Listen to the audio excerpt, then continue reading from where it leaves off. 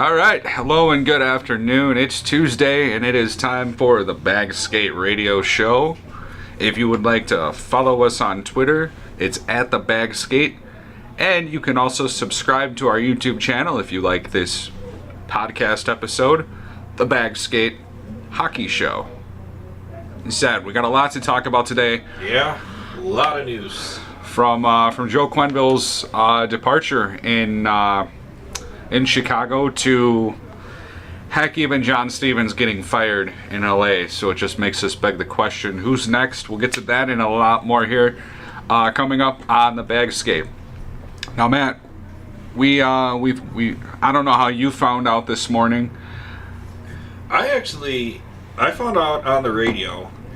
I was listening to the score on the way here, and literally from my driveway to I stopped at 7-Eleven. It's like less than a minute drive.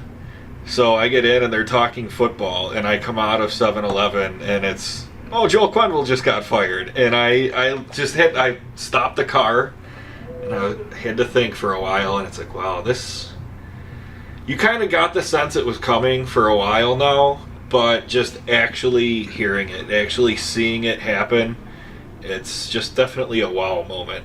Because this guy's meant so much to this franchise, and you know, he's brought us 3 Stanley Cups. So yeah, it's like I said, it's not exactly shocking. It's just kind of weird to think that he's not going to be behind the bench. Well, right, and like you look at some of these players like Jonathan Toews, Patrick Kane. We'll exclude Duncan Keith because obviously those older guys have had more than one coach, but I mean, you look at Kane and Toews, they've had Dennis Savard and now Joel Quenneville, and that's right, they had Savard for their rookie season. Yeah, he was fired in 2008, if you remember, like 4 games in. But they fired him because Quenneville was waiting in the wings, right? Yeah, and you know, I was kind of shocked about that one because Savard got like a year and a half. And compared to what we saw before him, I didn't think he was that bad of a coach. Right. But after it happened, like, he never got back into coaching again. So clearly it was one of those things where he's like, okay, you know what? Maybe they're right. Quenneville took over. We all know what happened after that. It's just, like I said, it's just going to be weird. It's been a decade. Yeah. Since Savard was behind the bench. So Quenneville's been here for 10 years now. It's going to be so weird seeing someone else. Well, you know, and like they say, sometimes change can be good. You know, you look at a team like the Blackhawks who have had success for so many years now, and they unfortunately didn't seem to be responding. Again, I'm not putting all the blame on Hugh, as we'll get to in a little bit here. Yeah. But, you know, I kind of have to get annoyed with people when they were on the Fire Q bandwagon, and it's like, do you guys even watch hockey? Right. You know, he gave us 3 Stanley Cups. You know, he helped make Chicago hockey relevant again. Granted, there were so many more things that went into that. But I saw someone on Twitter earlier today saying that it was a good thing because Quenneville couldn't adapt to the modern NHL. Well, Quenneville helped invent the modern NHL. Right. Quenneville, exactly. when he took over the Hawks, they, you know, like we said, they were getting better under Dennis Savard, but they still had a lot of plotters, a lot of tough guys on the 3rd and 4th lines and on their last defensive pairing. Guys who that's all they did was just fight, you know, or hit people. Couldn't really move the puck, couldn't skate at all, and that Quenneville didn't want that. He wanted speed, and he wanted guys who could make that good first pass out of their zone, get the Hawks going in transition back to offense, and you saw that roster, especially in 2010 when they brought in, well, it was 2009 actually, when they brought in Brian Campbell, but you saw that transition. Quenneville didn't want those slow guys. Now, he appreciated having maybe 1 or 2 on the roster that he could plug in a game, say, against the Blues or something. Right. But for the most part, Quenneville wanted speed. He wanted to, he wanted the Hawks to constantly be attacking, and he helped usher that era of the game in. And you just mentioned it, people say he didn't adapt. Well, then when you consider the new age of the NHL is puck possession. Yeah. And you I saw guess that's a better right. way of describing what I just said, yeah. The Hawks are a very puck possession team. Now, I'm wondering what the so-called mentality and the culture in the locker room is going to be going forward. Yeah. With Jeremy, how did you say it was called? Colliton. Jeremy Colliton becoming the 6th? No, not the 6th head coach. 30th head coach, I think it was, in Blackhawks history here. He, for those of you who may not know who this guy is, became the coach of the Rockford Ice Hogs, which is the Blackhawks AHL affiliate, last season. Basically took the team to the Western Conference Finals, unfortunately losing to the Texas Stars, and then started out this year. He's the 38th coach. 38th coach. I was close. Yeah. On my second try. Yeah. But I guess what I hope to see is that you're going to see guys who maybe didn't buy into Quenneville's system anymore, because we know there were probably a couple of them. Start to get that winning mentality back. There's no telling that the Blackhawks as a whole were sick of losing. And you know what? The timing was terrible, but when you look at Saturday's game, you're up 3-2 going into the third period, and you lose 5-3. I think, in our group chat, I think we said that out, right away. Man, this is going to really add fuel to the fire for the Quenneville haters out there. And especially that whole incident with not putting anyone in the penalty box for Duncan Keith's penalty. Yeah, which we'll get to here in a few minutes. And you just mentioned that too. It's like, I understand that you don't have to put anybody in the box right away, but at the same time, it doesn't really make a whole lot of sense not to. Right. Because if you're an idiot like me and forget all the time, hey, do we put anybody in the box? That is the one thing that I'll say I'm kind of shaking my head about still. Yeah. So let me ask you this. Are you at all optimistic about the rest of this season with a now new youngest NHL coach in history? You have, again, an aging core, a defense who doesn't like to do very much of that, and you're basically, the only positive thing is you have Corey Crawford back in the lineup healthy. Yeah. I think you kind of hit on it, that the defense doesn't like to play defense. But yeah, no, I'm not really optimistic about the rest of this season. Like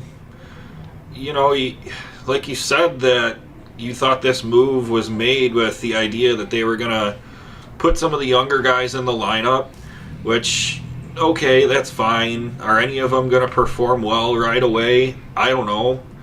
And how are the older guys that have been here for, Duncan Keith, Brent Seabrook, those guys are older than Colliton, right? Yeah. They won so much under Quenneville. Quenneville's also a coach with them for Team Canada, in those Olympics that they played in. They have so much, throughout their history as players with Quenneville. How are they going to adapt to a new coach? Are they going to be willing to listen to someone like that? And I would hope so. They seem like very mature people. Hopefully you don't see a video service like in Ottawa. Oh, man. I mean, we'll get to that too. Man. Ottawa. I look at this and it makes me wonder, we'll get into this right now. Did the Blackhawks fire the right guy? To me, I don't think they did. I think if you're going to make wholesale changes, you want to fire Quenneville, fine. Start right at the top, though. Right. Look at the guy who's assembled this roster, and Stan Bowman. Well, there's a guy above him in John McDonough. Well, but still, very seldom fire himself. Yeah, right. Because I don't think Rocky is ever going to fire John McDonough, to be honest. No.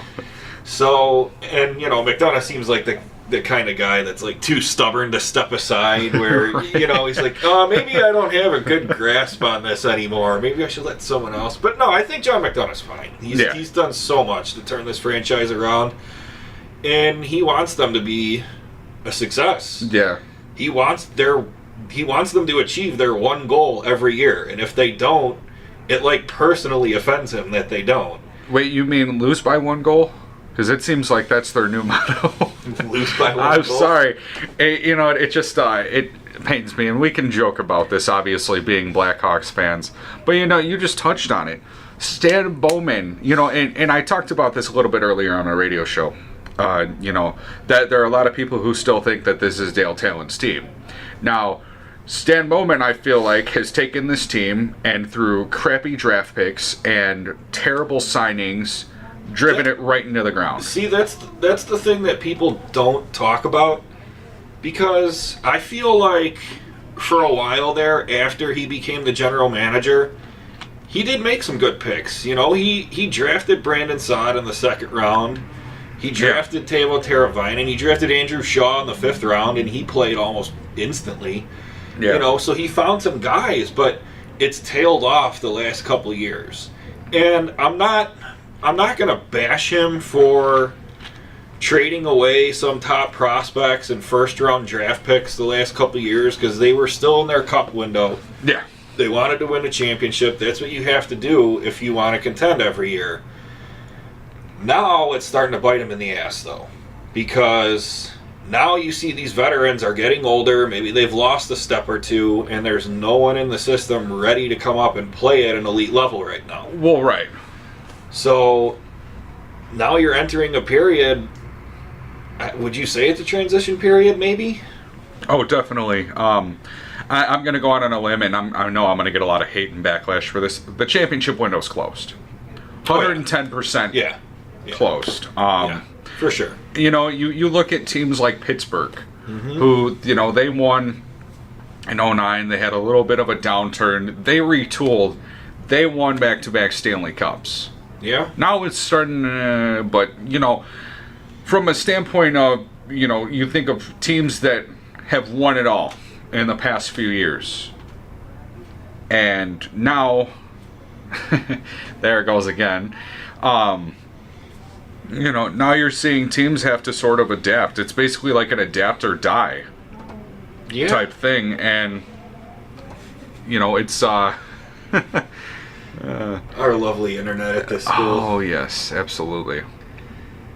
It's terrible to see, like, as a fan. Yeah. But, like, at some point you got to realize it was bound and determined to happen. Mm-hmm. You're not just going to be good for 20 freaking plus years. No, something like the Red Wings did, that's not going to happen. Not again. In today's NHL. No. Not in today's NHL with the salary cap. No, and people. Here's another thing people need to realize too is that they had to retool this roster after every time they won the cup, and Quenneville had them back competing the next year. Right. Now these, like we said, these guys are getting older. And some of these younger guys, I just don't know what the ceiling is for them. Well, right. And, we think about some of the young guys on the Blackhawks. And I look at John Hayden being one of them. What is his future with the organization? I don't think there's very... I don't know. Because, people say that Quenneville didn't like the young guys. I think John Hayden only played because Quenneville liked him. Right. Hayden doesn't really do much of anything to me. I was laughing. I was listening to a little bit of the post game with Troy Murray, and he was talking about guys like Martinson and Hayden. Martinson had 5 hits in one game. Hayden didn't have any hits or any shots, so it makes you wonder, like, what is he doing? Yeah. He went down to Rockford last year, had a very respectable season, and then, played in the AHL playoffs, did something. But it makes me beg the question of what's the future for some of these guys, like with, some of these guys with the Blackhawks going forward. I still think Hayden will get a shot here under Colliton, but I don't really see him sticking around much longer, because like we said, that Quenneville, even though he did change the roster composition to a faster, possession-oriented team, he always did want to have one or two of those guys who could still grind and hit and be physical. And I think that was Hayden's only attribute and why Quenneville wanted to keep him around, because he did bring that aspect. He doesn't bring anything else. He can't skate well. Yeah. He doesn't handle the puck well. He doesn't score. No. So I think that was the only reason Quenneville kept him around, was because he played hard and he added that little element. But Martinson can do that now. Right. Let me ask you this. With Kaladin becoming the next head coach, are we, as Blackhawks fans, looking forward to seeing guys like Dylan Sakura, Victor Edsel, Blake Hillman, Anthony Lewis? You think those guys are coming up and you're going to see... Yes, absolutely. Because to me, I think a lot of these guys on the current NHL roster are going to be playing on a trial basis. Kunitz, I can tell you for sure, Kaladin is going to take one look at him and go, yeah, dude, I'm helping scratching you. Yeah, forever. Yeah, you're done. Unfortunately, his career, he had a nice career, but it's sort of one of those things of, like... People need to face that harsh reality sometimes. And exactly. I get Kunitz wanting to stick around. His wife is from the area. They live here. So he wanted to try and get one last good year. He wanted to try and get another Stanley Cup so that Taze and Kane couldn't tie him. That's all that was. That's right. He's got 4. Yeah, he's got 4. And he's like, hey, if I go to Chicago, they have a fluke year and they win the Cup and I get number 5. Man, what the hell? No, but, I look at another guy in David Kemp. I look at Marcus Kruger, who can't... I was going to bring up Kruger. Can't stop committing penalties. What the hell is going on there? Dude, I have no effing idea. It's ridiculous. I look at Kruger and I see him committing penalty after penalty after penalty, and it's like, are you serious right now? And granted, I was happy when the Blackhawks brought him back because I like him as a player. Not anymore. The second time is always the worst. His biggest asset was being able to be a leader on the penalty kill. He was a great penalty killing forward. A great defensive forward at even strength, too. Right. So, if he's spending a lot of time in the box, that defeats the whole purpose. Exactly. And, those guys that I just mentioned could make a huge, huge difference to I feel like the bottom 6 who isn't doing much of anything. It's ridiculous. Like, you could put me and you out there, we would probably play better. Well, we'd like to think so. Yeah, I'm just kidding. Hey, I'm supposed to pass to the guys in the white jersey, right? Some stupid like that. I mean, come on. But yeah, so... I was kind of surprised with... I thought Victor Edsel coming into the season was going to crack this roster. So did I. So for him to not, I was shocked by that. Did he have that bad of a preseason? You know what? I didn't really think so, but I mean, then again, look at your coaching staff. Maybe they felt like it was necessary for him to get a little bit more AHL experience because he's not that old. No. So, looking towards the future, I think that you're going to see a lot of Victor Edsel in the lineup. Thank you, Nashville, again for that wonderful trade. We'll take him over Ryan Hartman any day. Speaking of penalties, I wanted to get into the Duncan Keith absurd game misconduct call the other night. Did you see it? Yeah, I did. What was your take on that? I thought it was ridiculous, but these calls. I mean, we get that the NHL is trying to protect the players now. Yeah. But these calls are. It's like the helmet-to-helmet contact and targeting and all that in football. It's up to the official that's there at the time. There's no, I don't know. I mean, there's guidelines, like certain rules that, he's not supposed to, target the player's head or anything. But in actual game pace, it's a judgment call. Right. And I don't know if that's fair or not. Well, because you're seeing players like Duncan Keith, a significant player on this team that has to, sit out for the rest of the game for something that probably shouldn't have even been a penalty. And you just hit the nail on the head. What I was going to say, I think the most ridiculous part about the call, let's throw that call out there for a second. When you have a referee 10 feet away that doesn't put his arm up, but you have Tim Peel, a veteran referee, making the call from center ice, that is a joke. And I think that's something that the NHL honestly needs to look at. I mean, it's... Because he turned into him. What is Duncan Keith supposed to do in that situation? Right. And it's, I don't know, it's just so hard for these calls to be consistent and accurate, during live action. Right. So that's really the downfall of it. You get there trying to protect the player, but you can't factor that into account.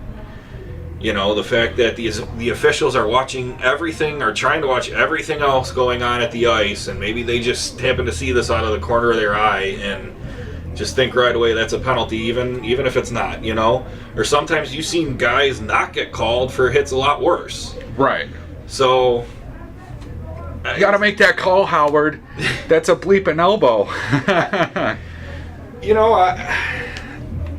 I don't know how you deal with it, though. How you officiate that. That's so hard. Because it's a judgment call on the ice. Yeah. By the official, And the league the league definitely does review it after the game. And I think the fact that Duncan Keith is not facing any sort of suspension or fine goes to show you. Exactly. Yeah. You took the words right out of my mouth. Yeah, and Duncan Keith, it's not like he's been a clean player, so to speak, throughout his career. He's not a saint. No, he's not. So he's been suspended a few times for questionable hits. So, yeah, just the fact that the league hasn't said anything about this, that probably shouldn't have been a game misconduct. Well, right. And that's where I would like to see the NHL get more consistent when it comes to, making calls, making judgment calls like that. If it gives them a 2-minute minor, yeah, it sucks, but I can't really... Jesus, I see worse hits in NHL 19 than aren't called, and that's pretty pathetic. It's funny. I was going to make the point of, when we were talking about the defense, and I was about to say, it goes back to, you think of the assholes who play NHL 19, the EASHL, that don't want to play defense, and then you're like, what are you doing? You're defenseman, stay back. It's the same thing with the Hawks. It's like they're a bunch of forwards trying to play defense. I laugh. I was checking the score. I was checking the stat sheet. Brandon Manning is a -7. He is by far the worst. Already is a -7. You look at other guys on this team, like all right. So Henry Yokiharu is a +1. You have hell, Brent Seabrook's only a -1. I thought Seabrook's been kind of decent this year. Right. You have Brandon Davidson, who is a -3. That's another guy who... And, we were talking about guys who are probably not going to make the cut, so to speak. Okay, so Chris Kunitz is a -6. John Hayden is a -5. And Luke Johnson is a -6. That's ridiculous. Like, you have to get so much better defensively, and I hope that Newbie kind of brings that defensive mentality back. Yeah. Well, it'll be interesting to see, and definitely with some of these guys putting up numbers like this, yeah, I think you're right. We are going to see guys from Rockford get the call here, and hey, if you need see what they can do. If you need a defenseman, I play. I come play for you. I'm 24, slightly out of shape. No, I'm not slightly out of shape, but yeah, it's ridiculous. Like, come on. Yeah. But anyways, not only was Quenneville fired, Yep. John Stevens. John Stevens. Fired in Los Angeles. Willie Desjardins was named interim head coach. I gotta tell you, I called this one. Yeah, you did. I give you credit for this. Even though I don't really feel like it was all John Stevens' fault. As I mentioned earlier, LA is a case where you have an aging core. They put all of their eggs in one basket when it comes to Jonathan Quick. When he's healthy and on his A game, Jonathan Quick is one of the best in the game. But the problem with Jonathan Quick is he can't stay healthy. And granted, I know you're the worst team in the league right now. So you kind of feel like you have to make a change. However, you are coming off a pretty good win against the Los Angeles Kings. I think that was the most shocking thing. Yeah, getting fired after a win. Like, what are you saying? You want us to lose? I don't know. Do certain teams? Because wasn't Savard fired after a win? I think he was. I have no idea. I couldn't tell you. That's a little bit long ago for me. I couldn't tell you what I had last week for lunch. That's true. Fair enough. But it's like, do you think that teams just have a certain, like, after X amount of games played, if we're not at a certain record, no matter what, we're making a change? You know what? I think for Los Angeles, I mean, they just made a head coaching change. I think, what was that, 2016 when they fired Sutter, if I'm not mistaken. At some point, you have to start looking at your roster, and you got to start just plugging and playing in different players. Yeah. And if you don't have the farm system, well, boom, there you go. You trade some of these talented players that you have, that you think you have, and you try and get the most return for them. Like, and I'll just throw one out there, not that anyone would possibly take Jeff Carter, but from a realistic standpoint, for what they would want to get for him. You think? I don't know. Because I don't really know what you would consider his worth to be. He's old. He is. So, knowing the Kings, they'd probably try and get like a first round for him. That's what you would have to start the asking price at. Right. And go from there. But like 3 first round picks, a 7th rounder, some stupid thing like that.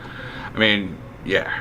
He's got 9 points on the season, 4 goals, 5 assists. He's a -5. What was he, John Hayden? But can score? No, I'm just kidding. And the Kings, I think, the problem with the Kings, too, is they're not a very good defensive team either.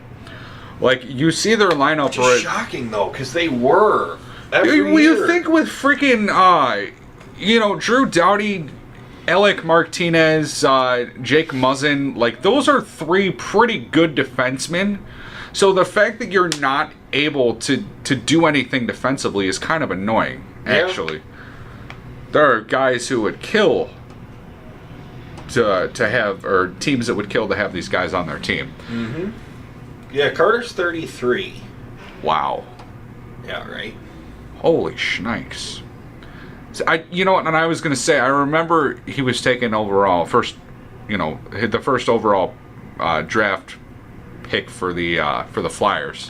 Not number 1 overall. I think he was 11th overall. In the first round of the great 2003 draft. Yeah, that was a pretty good draft. Mm-hmm. I mean, I couldn't tell you who else was drafted in that year. I know the Hawks got Seabrook in that draft. Yeah, that's true. And I think there were a few others drafted, obviously. They were, I don't know, I just always hear about the great 2003 draft. Right? I mean, hey. So. It was the best, NHL game besides 94 and 95. 2003? Yeah, I loved NHL 2003. Yeah? That game was fantastic. Or maybe it was NHL Hits. I don't remember.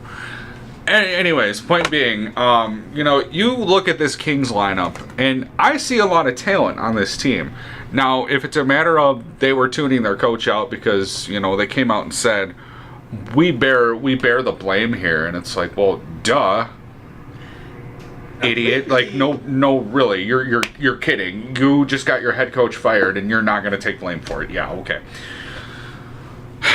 Maybe. How long did John Stevens last in Philadelphia? Because maybe he is that kind of guy who let's Let's see here. Who the players turn on or tune out pretty quickly. Because I don't think he lasted long in Philly, if I remember correctly. Well, they really, really wanted Hackstall, didn't they? John Stevens, I want to say Stevens was the Flyers coach before Peter Laviolette? Right? Because then Laviolette got fired, and then that's when Hackstall... He has been coaching for a total of, 13 years. Okay. Started in 2006 with Philadelphia. Then he was eventually fired in... This must be assistant coaching. Okay. So, he joined the... So he was a assistant coach, it looks like, for the Philadelphia Flyers under Peter Laviolette. Then he went and became an assistant coach under Daryl Sutter. And then when they fired Sutter, they hired Stevens. So they let him coach 2017-2018. And then 13 games in 2018-2019. Yeah. So, again, you just mentioned it. Is it a matter of that he's the type of guy that players do this to? It seems like it, because this is a veteran Kings team, a Kings team that has experience with winning. And so for it to go south this quickly, it's kind of shocking. Well, and you look at their goaltending situation. Yeah, goaltending's been bad. And I'm sorry to have to beat the horse beat the dead horse with a stick. I'm messing up that, but whatever. Jonathan Quick is injured every season. Yeah. They have never had a capable backup.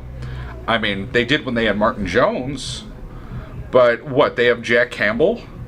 Or I'm trying to think who Peter Budaj? Or Peter Budaj. Yeah, Peter Budaj. Okay. That's like having Cam Ward on your team. I'm just kidding. Yeah, but Peter Budaj played one game. Ooh. But he was there a couple years ago and kind of kept them afloat when Quick was injured. But, again, he's an older player now. Yeah. Do you think it's time for them to sign Antti Niemi? Oh, no. That's not good for anyone. No.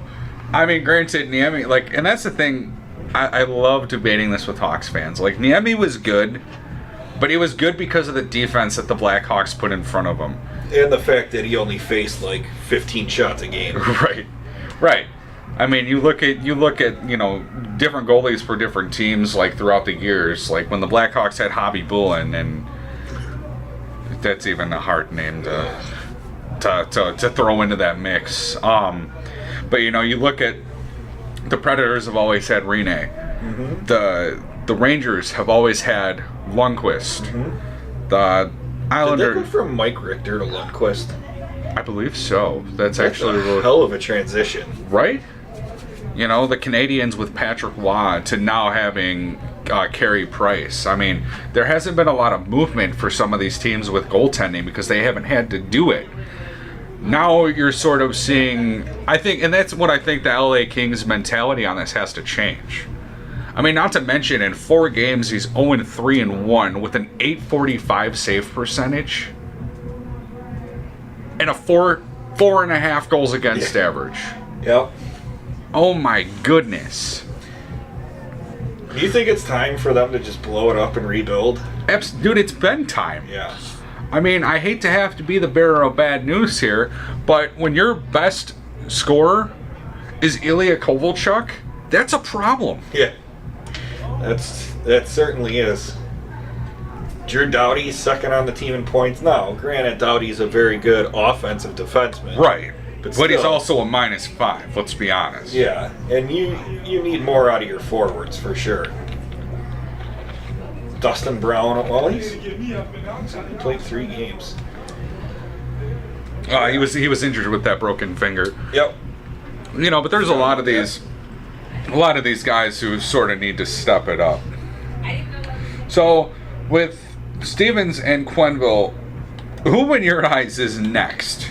Well, I don't know, because last week when we talked about this, I picked Dave Haxtell in Philly. I called him Rick earlier. And oh, you idiot!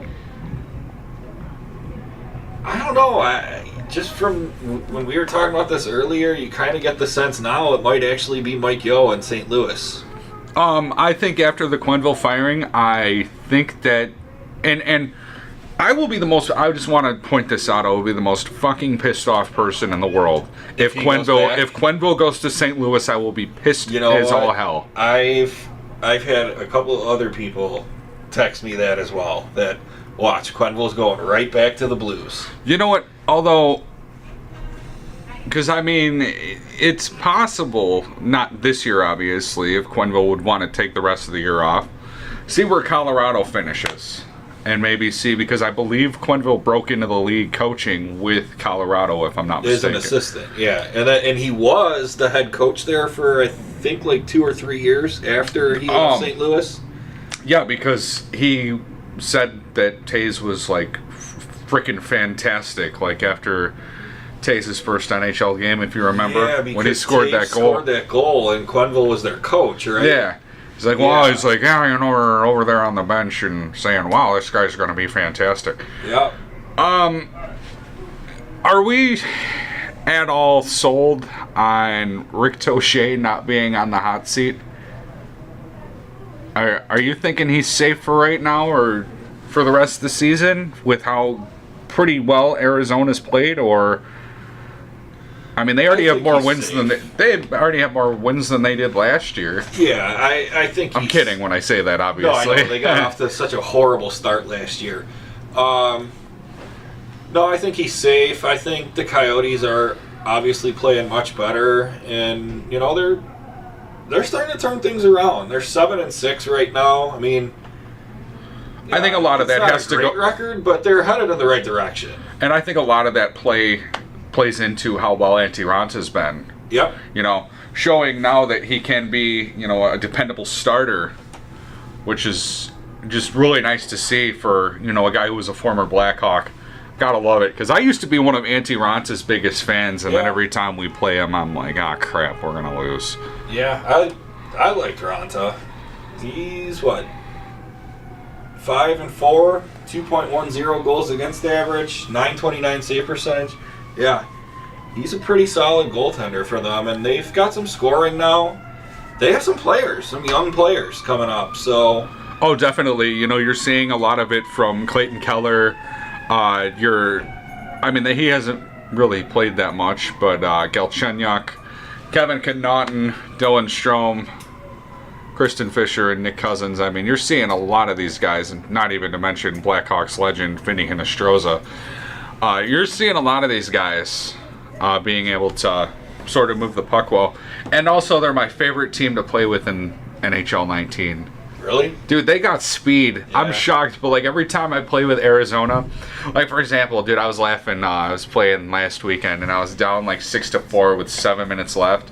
I end up coming back and winning 7-6 in overtime, and I'm like, yeah. I'm like nice. Trying not to scream because I don't want to wake anybody up in the house, but. And it's fantastic to see the Arizona Coyotes finally have a little success, especially after last year. I think they have the roster to keep building off of this too. Definitely. I don't think this is one of those things where it's like, oh, they get off to a decent start, maybe they go on a hot streak, and then they just fall off the face of the earth. No, I think they're going to keep this going.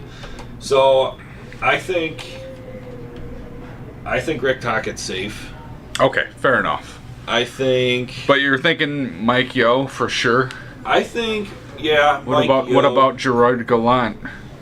Dude, I'm kidding, but their fans are like, oh no, we suck. Yeah, well, hey. What happened to Vegas, man? I thought they were like going to be good for a really long time.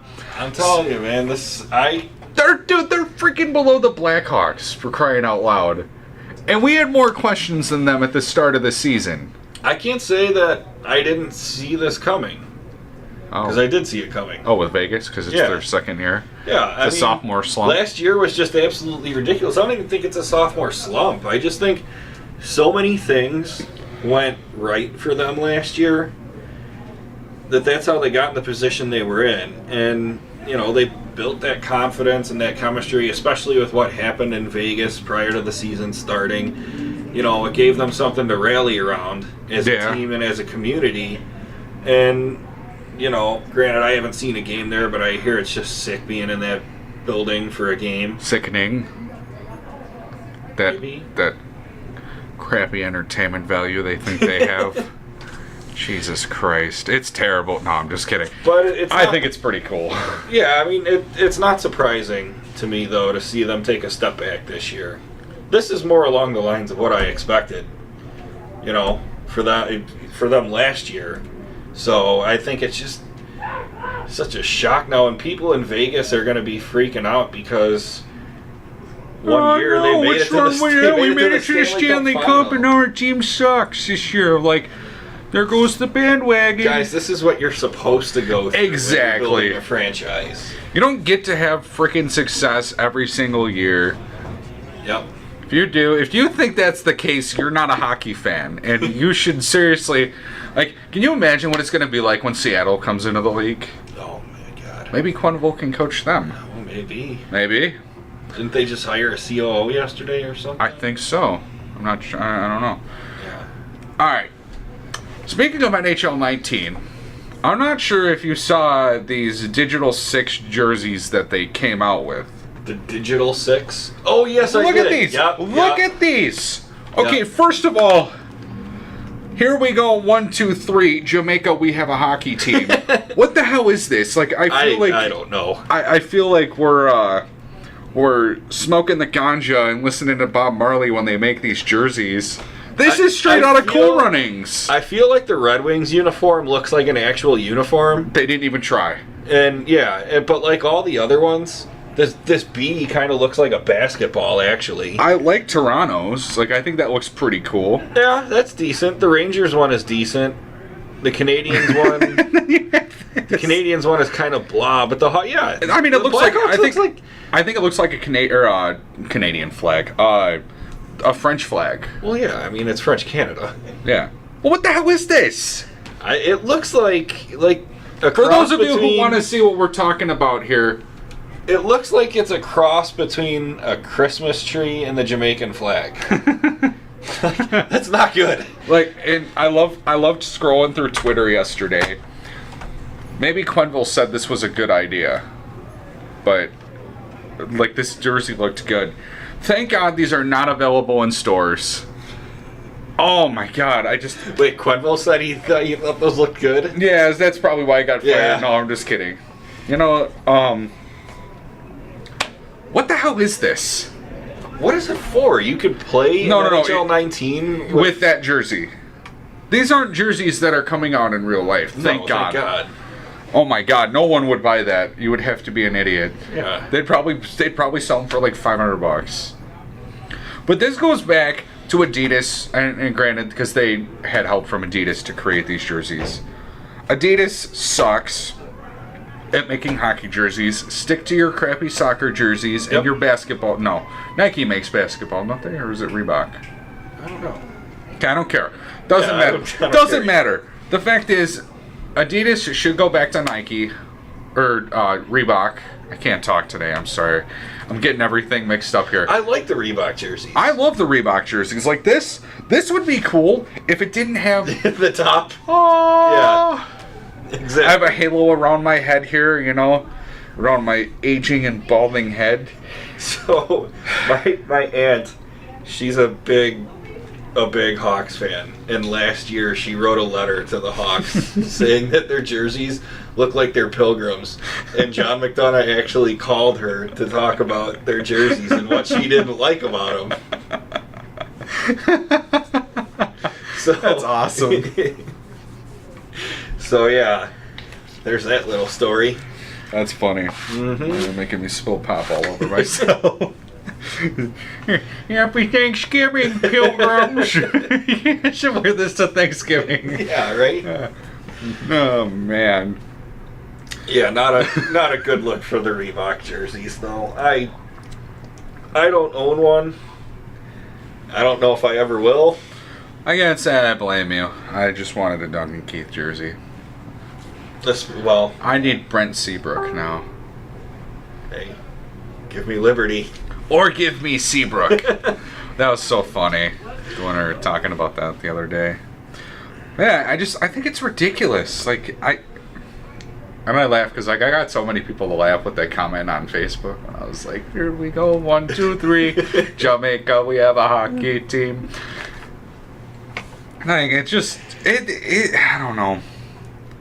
I seriously think somebody like started smoking weed, or as we're turning into the Joe Rogan experience. Like, where? Who thought this was a good idea? Come on. I don't know. Like, I get the green, for the little green feather or whatever. Are they supposed to be like the outsides of maracas? No other Hawks jersey is featured green that much. Why throw it in now? I don't know. Luckily, this is not the Blackhawks' third jersey. God, I think I'd stop being a fan if that was the case. Why did they stop wearing third jerseys? Did you ever know that? Because of Adidas took over. They were supposed to create our third jersey, and they haven't yet. Yeah, but even like in the Reebok years, after they did the first Winter Classic, remember they wore the throwback black ones? They wear those as the third jersey sometimes. They had the other black jersey prior to that. Right, that was like the coolest looking jersey ever, yeah. In my opinion, for a third jersey. Yeah. The red's still my favorite, but... Did we ever find out when the Blackhawks are supposed to, release their Winter Classic jerseys? No. Because I'm really... Well, granted, it is only... Well, it's November. You would think they'd be up by now, right? You would think. It's getting to Christmas season, people are going to want to buy the jerseys. Come on. I'm not going to do all your marketing for you. I don't Jesus, know. Maybe Blackhawks. Maybe it's coming soon. See, I love that. Like, I get messages from my friends, too. Did you see the new head coach? I'm only the biggest Blackhawks fan known to man. Like, between me and my friends, I'm the biggest. I wear Blackhawks gear all year, and you have the nerve. No, I'm just kidding. Like, no. I used to work with her. She's funny, but still. She's talking about, like, his physical appearance? Probably. Okay. Actually, I don't really know what he's a young guy. He's probably going to be competing with Taze and Kane for most chicks picked up on the road. Did you ever see that video? No. Where they're like, I forgot the guy from The Score was doing like an interview with them, and he's like, he's like, when it comes to picking up chicks on the road, where do you rank? And he's like, top 3 maybe. This is what Taze said. And Kane's like, well, I can't really say. And he's like, don't worry, your girlfriend won't see this. This will only be shown in Canada. And I just laughed hysterically. But I don't know where we're going with that. But it's ridiculous. I don't know. I hope the NHL gets it together with their jersey situation, because their jerseys just look awful now. Yeah, definitely get out of the Adidas contract. Keep the head. Yeah. Keep the head on this. I think the head looks awesome. Oh, it's all the best logo in sports. Speaking of that, thank you for that lovely, lovely transition there. Because NHL players took a sweater poll the other day. Yeah. And they do this every year, don't they? I believe so. Care to guess who number 1 is? Hawks. Yes. Mm-hmm. Yeah, the 17 of the 59 votes casted by select groups of NHL players, and 2 players abstained from voting. It didn't say who. A lot of the votes went to Toronto. Not a bad jersey. No. Did the Coyotes the Kachina? Jersey? Yeah. Tobias Reeder of the Edmonton Oilers. He mentioned it specifically, and he's like, I know I'm being specific, but I love it. Yeah. Tyler Toffoli of the Kings cited the Philadelphia Flyers home jersey, saying the orange just pops. That's questionable. Ryan Johansson of the Nashville Predators, who was born in Vancouver, It says it's the black and the old Canucks uniforms. It's just sick. No. I would agree with that. Boston Bruins defenseman Charlie McAvoy is probably going to get axed by his fan base for saying Did he say the Canadians? No, he said he loves the New York Rangers jersey. That's not as bad as if he would have said the Canadians, but still. And it's funny because Vegas forward Pierre-Edouard Bellemare was one of three players to pick the Canadians jersey. I mean, look, I love the Canadians uniform. That's not what I'm going here. Yeah. The point I'm trying to get to here, it's the fact that the Bruins, the Canadians, don't like each other. True. So, of the 61 votes, the Blackhawks got 17, the Leafs got 5, Ducks got 3, Yotes 3, Canadians 3, Rangers 3, Canucks 3, Sabres 2, Avalanche 2, Dallas Stars 2, Red Wings, Kings, Lightning also at 2, and then the Bruins, Flames, Hurricanes, Oilers, Panthers, Flyers, Penguins, Sharks, Capitals, Jets. I would have to go with the Jets as my second favorite. Right, like the just the Jet on their home jersey? Yeah. Yeah. Yeah, it looks so cool. Yeah, it does. And the actual, it's like the darker blue that they have for the home jersey. Love it. Absolutely love it. Absolutely. I think it looks fantastic. Mm-hmm. So, I thought that was pretty interesting. I love to see players giving shout-outs to other so-called other organizations. For sure. Like, I was telling a Yotes fan on Twitter last night, like, I would love to buy a Kachina jersey. I love the look of them. Yeah. Probably would get a blank one. Probably would never wear it in public. At least around my Blackhawks friends, because they'd probably be like, what the hell, dude? What are you doing in another team's jersey? Right? Yeah. No, I like them too. We used to have two knit hats around the house that were we just randomly found them, I think, in like Walmart one day. And they were the Coyotes Cochina logo and everything. Mm-hmm. And I don't really remember why they went away from that jersey and that logo. Right? They have that crappy wolf on there now. I mean, I'm just kidding. But it's not bad, but it's not the Cochina. Right. Like, me personally, like, if I was an Arizona Coyotes fan, I would want them to wear this jersey all the time. Yeah. That's just me. Yeah, I agree. It's like when the Leafs wear their St. Pat's jerseys. Yeah. And you get to look back at history throughout, the league and stuff like that. Like, I think that's cool. So, I don't know. Mm-hmm. All right, we got a new deal for Pekka Rinne. Are you at all surprised about that? I am a little bit. Because we discussed a couple times on previous shows the fact that he is getting older. He's played well the last couple of years, but he has had some injury concerns. I believe, was it his hip a couple of years ago or something? Yes. Hip and groin, yeah. And, yeah, he's getting older. UC Saros, didn't they just sign UC Saros to an extension, too? I think so. Or am I making that up? No, I don't think you're making that up. But he's played well when he's gotten the opportunity to play. And not to mention, he's coming off a 7-year freaking deal. Yeah. So, I mean, if it were me, and I know that loyalty to a city is everything, but at some point, wouldn't you want to try and go somewhere to play for a cup? Not that the Nashville Predators aren't close by any means, because they've shown that they can play very well. It just seems that their kryptonite is the Jets in the playoffs. But yeah, stuff happens. He gets a 2-year, $10 million contract, average of $5 million. He makes $6 million next year, and then $4 million the year thereafter. I mean, it's all right. We can just go ahead. Yeah, this internet. Sorry. You were saying? So yeah, he gets $6 million next season, and then $4 million in 2021. Okay. Just turned 36, coming off the Vezina season last year. So they're going to have him until he's 38? So basically, he's taking a chance that in the next 3 years he's going to win a Stanley Cup with Nashville. Me personally, I don't know that Nashville is necessarily that close. Granted, they've had some good hockey teams and good years of hockey. There's no doubt about it. But, I mean, they have the best defensive core in the league in front of them. That's true. They're a very, very good team. I think they're going to be contending for a while.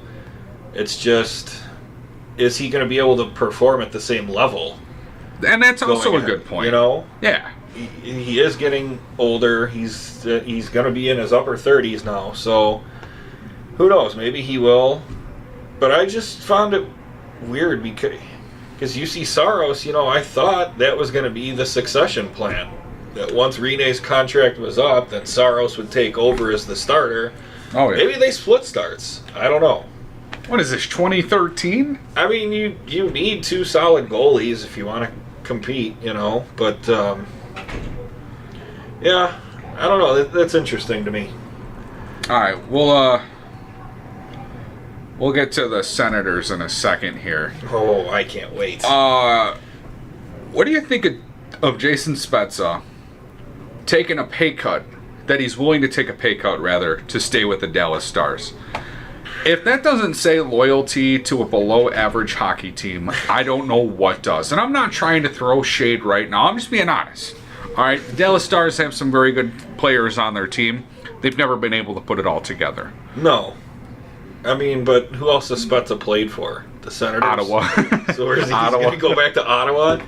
No, I like that because maybe Spezza's at the point in his career where he wants to win a cup and he sees that this team does have a lot of shortcomings. Maybe he says, hey, if I take a lower salary, you can put that money into something else that we need. Right. So maybe that's maybe not Ben Bishop. Yeah. They were doing better with Lettinen, but I don't know. I thought that was interesting. I kind of like to see that. Yeah. For a guy, I mean, he's made his money in this league. He's well off. And I think he just wants to win now. And that's probably why he's doing this. No, absolutely. Either that or maybe he realizes that...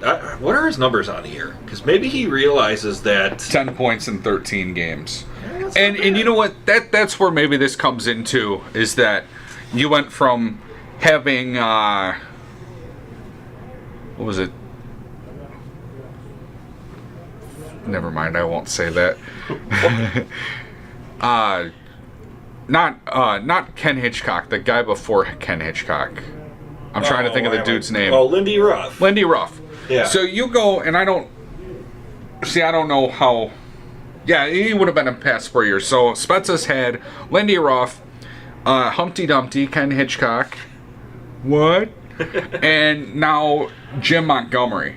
And, maybe Jim Montgomery is basically providing a new culture in which he really likes and he buys into. So he's like, well, why am I going to go anywhere else? Could be. And, again, you just touched on it. You like to see it. Hopefully Dallas fans will go out and buy plenty of his jerseys. I don't know. All right. I know you've been waiting for this. I know I've been waiting for this. Some Ottawa Senators talk? All right. Yeah, that boring thing. All right, so video came out, I believe it was yesterday. Yeah. All right, video surfaced from 2017, which appears to show 4 or 5 Ottawa Senators players. I believe Matt Duchene was included in this, if I'm not mistaken. If I'm I don't remember offhand. If I'm not mistaken, now these players were in an Uber. Yep. Apparently, used very poor judgment because they didn't realize that the idiot Uber guy who decided to release this had a camera on there. But so the players involved in the video were Matt Duchene, Chris Weidman, Alex Formenton, Thomas Chabot, Dylan DeMello, Colin White, and Chris Tierney. That's quite a full Uber. Yeah. I mean, and you just think about it this way. Duchesne, all right, acquired in a trade. Chris Tierney, just acquired. Dylan DeMello. These were guys who were just traded to this team. Yep. So it's a huge dumpster fire. And it's even more shocking seeing as the team Duchesne came from. Right. He played on that Avalanche team that had one of, if not the worst season in NHL history. Right. And comes to the Senators, and now he's complaining about this. So wasn't that under Patrick Waugh too? No, that was. No, I'm sorry. That's when Waugh left, like 2 weeks before the season. That's right. And no one wanted to take over because they're like, well, we don't have any time to prepare or whatever. So poor Jared Bednar had to take over. Your team already sucks. I mean, but he's done a nice job since then. Oh, absolutely. He's turned out to be a great coach for them. So, but anyway, that's beside the point. It's Dylan DeMello, Chris Tierney. They're used to winning, playing in San Jose. Now they come over here, and it seems like, and I don't know this for sure, but just as an outsider and watching Guy Boucher behind the bench, he seems like such an intense guy that probably doesn't allow his players to have a lot of fun.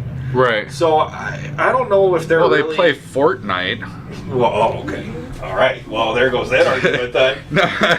No, I don't play Fortnite. No, I go back to, and I'll get into that in a second. But, you just... My point is and especially with everything that went on there in the off season, it's such a bad culture up there right now in that organization. Right. And where's Mike Hoffman and Eric Carlson in this video? They had their problems, but at least they were mature enough that if they were going to say something, they kept it closed doors. That's the thing, is like, you could say what you want about this Uber driver releasing a private video, which you're not private when you go into Uber. I'm sorry. You're out in public. True. You're out in public. Yep. I might disagree with him releasing the video. Like, I think that's kind of stupid. But at the same time, like, you get to become famous and this and that.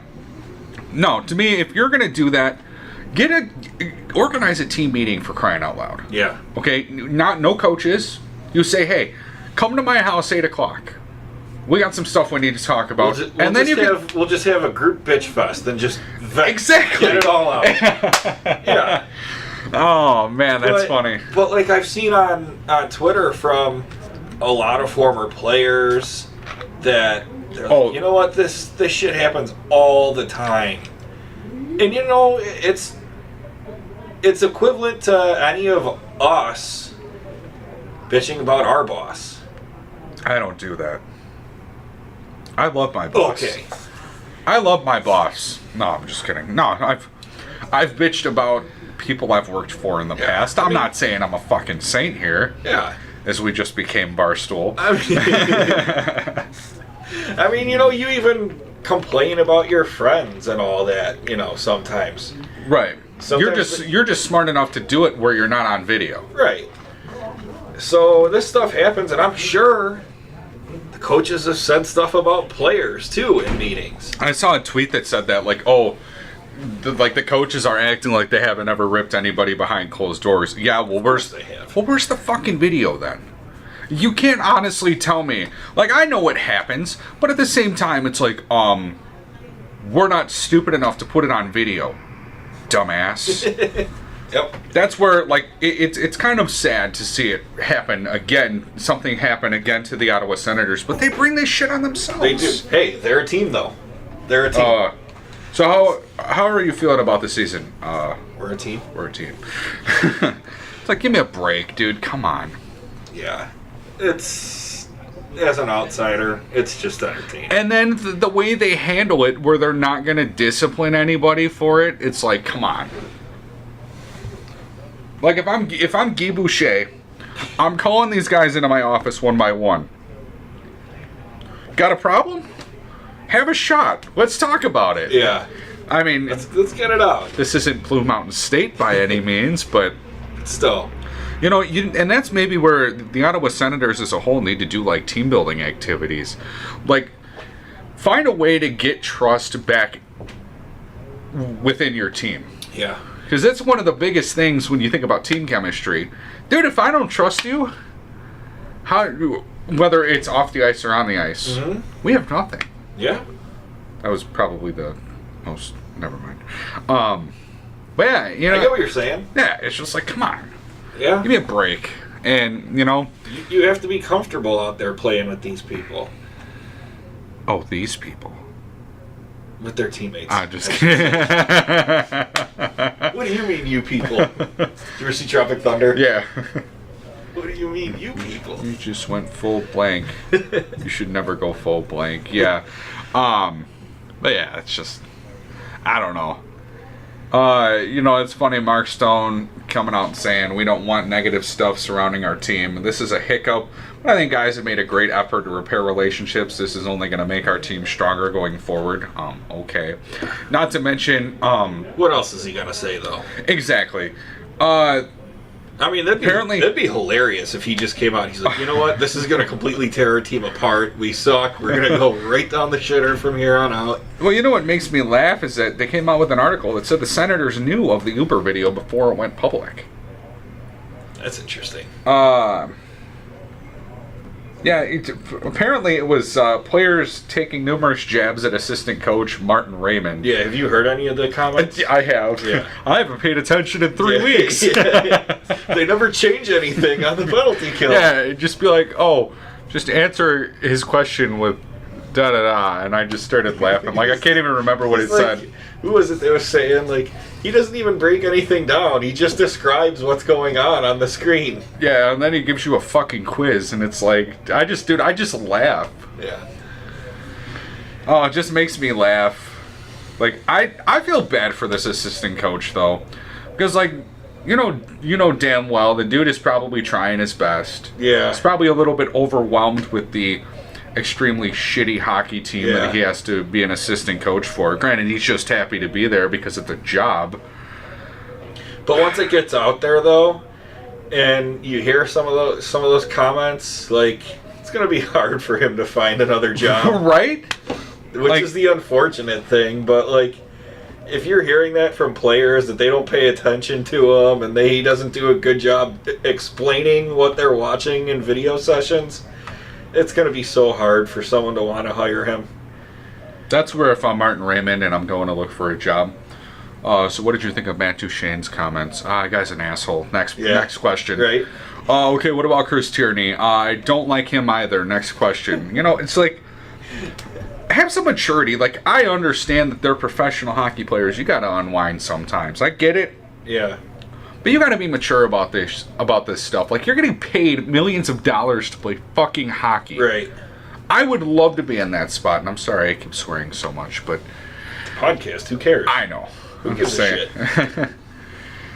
I remember when we did our first podcast together, and you guys are both swearing, and fuck it. Yep. Which is like literally what I say before half the things I decide to do.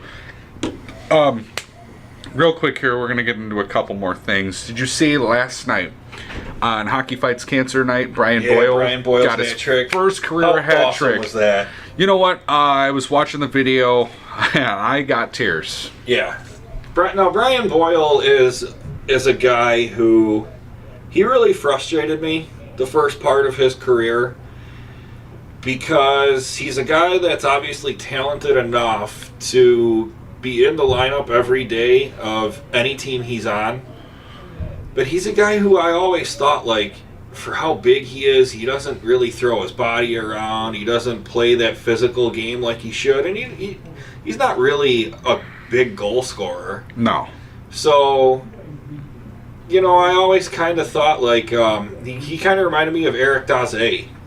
Oh, there you go. That's my dude. 6'6", and that guy just, he got pushed around like, you know, like he was 5'8" or something, you know? Yeah. And so I didn't like that part of Boyle's game, but then, you know, the whole cancer thing came out, and you hear a couple interviews he's done, and seems like a really good guy, a really cool guy, and it really changed my opinion. And he brought it last year in that series against Tampa, his former team? Yeah. And he got into some physical stuff in that series, and I was like, no, this is the Brian Boyle I always wanted to see, you know? Yeah, and So- it's just good now that his cancer is in remission. Yes, which is the big thing here. But Yes. yeah, you know, that's just one of those weird things, coincidences, an act of God, whatever you want to call it. But hockey fights cancer night, and he gets his first career hat trick. Good for him. Speaking of acts of God, what's going on with the Flyers and their goalie situation? Brian Elliott got hurt, was out last night between in that game between the Coyotes and Flyers. Apparently got injured in a collision with teammate Thomas Konecki, or Konecki, whatever you want to call it, in a practice on Sunday. They're already without Neuwirth. Is this really... so now they have Calvin Pickard. Oh boy. Yeah. And they just recalled Alex Lyon from Lehigh Valley. Refresh my memory. Did Peter Mrazek leave? Yeah, he was a free agent. Oh shit, dude! I was totally blanking, and I'm like, why wouldn't they start Mrazek? And then I'm like, Mrazek's oh, in Carolina. That's right. Thank you. So, Friend from shitty to shittier. How does that feel? but didn't they have Michael Neuwirth? Yeah, Michael Neuwirth's on IR. Okay. Yeah, that's... Oh, man. That's a horrible situation right now for Philly. Dude, the Blackhawks could trade them Cam Ward right now. Call up Colin Delia and end the saga. Delia. The real deal. It's the real Delia. Yeah, no big Delia. Think about it though. You could trade Cam Ward for a first-round draft pick, and I'm kidding when I say that, but like, I don't know. You could probably get like a legit third or fourth. Hey, we'll trade you Claude Giroux for Cam Ward. Oh. We'll even God. throw in a Brandon Manning and Chris Kunitz reunion for you. Brandon Here you go. back. You know what? You know what the Blackhawks should do? They should trade Brandon Manning for a bag of hockey pucks, because that's going to be about all they get for him. Back to Philly though. What a horrible signing. Oh my god, dude, it's terrible. Like I realize that Brian Elliott's stats are terrible, as are the rest of the goaltenders in Philadelphia. But like this is hard to watch. I mean, this reminds me of Vegas last year, except Vegas could actually overcome it. Yeah. I don't know. It's pretty intense. Just to... Man, that's hilarious too to see that happen in Philly, because you know how intense and ridiculous Philly fans are. Oh geez, dude. So those goalies have to be getting roasted by Flyers fans. Yeah, like I could not even imagine. Like that's the most ridiculous thing too. Like Philly sucks in general. I hate Philly. Me personally, I've never been a Philly fan. Anytime the Blackhawks, the Bears, the Cubs or the White Sox beat Philadelphia sports, I'm sorry, the Bulls too. I keep forgetting they have a team. Which actually I thought this was It's not really an NBA team anymore, but... You might laugh at this. So, everybody I know says that the most unexpected place for me to ever go would be to a Bulls game. And Nikos and I are going to a Bulls game together. Because I guess Toronto's in town. The Raptors are in town to play the Bulls. And I'm just like... He wants to go see the Raptors? The Raptors are 9-1. But that's neither here nor there. I'm like... I looked at my mom last night. I was like, You're gonna be bored off your ass that whole game. My mom's like, I'm like, you know, I fucking hate basketball. Mm-hmm. I'm gonna be the first one to admit it that I fucking hate basketball. Yep. But then, you know, I look at it. It could be kind of fun.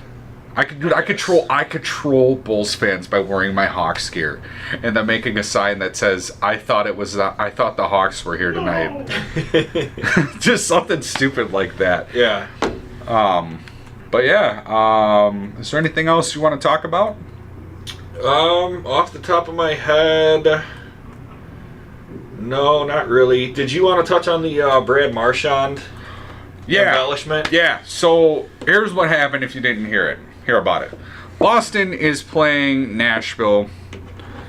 All right, now granted, Brad Marchand's stick didn't come anywhere close to Colton Sissons. All right, I'll be the first one to admit that, and I hate both teams. But so, Brad Marchand skating down the ice, and he gets to Colton Sissons, and he drops like he got hit.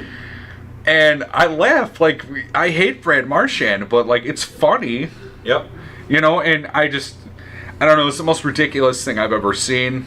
Brad Marchand goes on to get a 10-minute misconduct, which he probably deserved more. If I'm not mistaken, though, he's probably looking at a fine for that too, isn't he? Because he's been like called for diving/embellishment. I think under the CBA, that's like a good $25,000 fine for how many times he's done it. Really? Yeah. Let me. Yeah, I'm not sure about that. To be honest. Yeah, let me see. You don't see embellishment called too often in the league, but you know. Okay, so.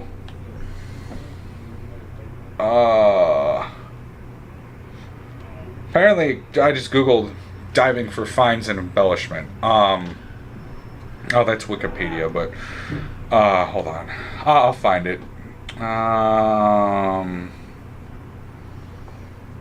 Trying to think. Okay, so Rule 64. This is from Hockey Central. Okay, that's not. Oh.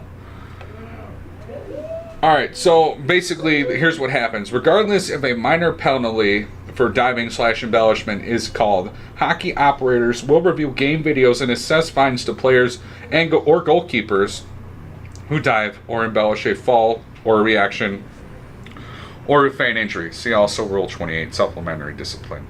So that's 64-3. Thank you. I was about to read the next part of my computer died. Mother. Yeah, mine died too. Oh, that's probably. That's probably. I mean, we did get through a lot today, and your computer battery sucks, my friend. Well, mine was. I was using it a lot earlier. I hear you. But yeah, so that's going to be all the time we have for this Barstool Bag Skate edition here. No, I'm just kidding. If you like this video, you can go subscribe. Well, like it and subscribe it. Bag Skate Radio Hockey Show, I think it's. Hold on.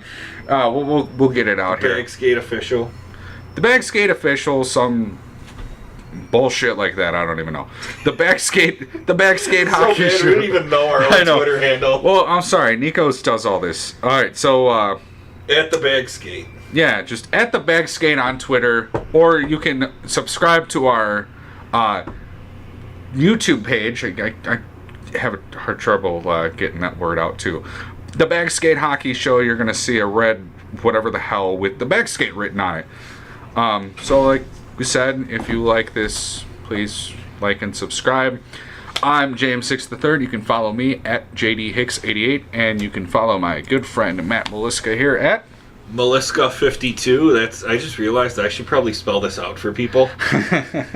MALYSZKA 52. All right, you stay classy, Chicago. Have a great day, everybody.